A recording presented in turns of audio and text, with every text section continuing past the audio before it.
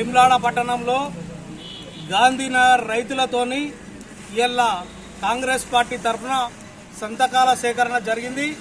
ఇవాళ రైతాంగం మాట్లాడుతుంటే ఇవాళ కన్నీరు కాల్చే విధంగా ఇవాళ ప్రభుత్వం మోసం చేస్తుంది. సన్న బియ్యం ఏమన్నారు, ఇలా సన్న బియ్యం మనిషికి 5 ఎకరాలు 2 ఎకరాలు ఉన్న దానిలో వేస్తే దానికి గిట్టుబాటు ధర లేదు. ఇలా 1700 1800 అంటున్నారు. కనీసం 2500 కనీసం 2500 ధర కూడా ఇవ్వలేని పరిస్థితిలో ఇలా రాష్ట్ర ప్రభుత్వం ఉన్నది. వాళ్ళ పెట్టుబడి కూడా నిండలేని పరిస్థితిలో ఉన్నది. కాబట్టి రైతులను ఆదుకోవాల్సిన అవసరం రాష్ట్ర ప్రభుత్వానికి ఉన్నది అని కూడా మనవి చేయొచ్చు. రైతుల తరఫున కాంగ్రెస్ పార్టీ ఎప్పుడు కొట్లాడుతుంది, కాంగ్రెస్ పార్టీ ఎప్పుడు రైతుల పక్షాన ఉంటుందని కూడా మనవి చేయొచ్చు. వారి కోసం, రైతాంగం కోసం తప్పకుండా కాంగ్రెస్ పార్టీ ఇంకా ఎంతవరకైనా తెగించి కొట్లాడి ఒక రాష్ట్ర ప్రభుత్వాన్ని దిగర్చి ఇలా 2500 పెట్టేదాకా కూడా కొట్లాడుతుందని కూడా మనవి చేయొచ్చు.